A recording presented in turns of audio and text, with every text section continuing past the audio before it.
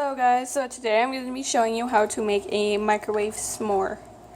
So, the supplies that you need is graham cracker, one of those long ones that you split in half, one fluffy marshmallow, goat jet puffed, those are the best, and then Hershey's chocolate.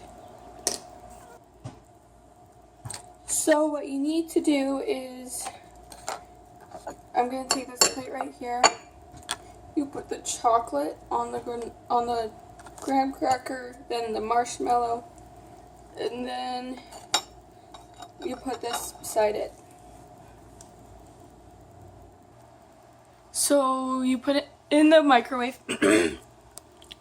and what you're gonna do is put it in there for 5 to 10 seconds.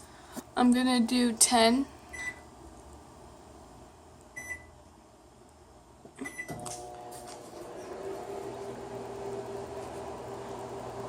And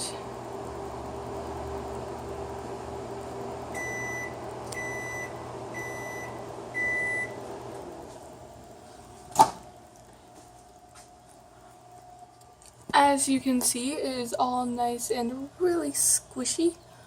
So we're gonna do this.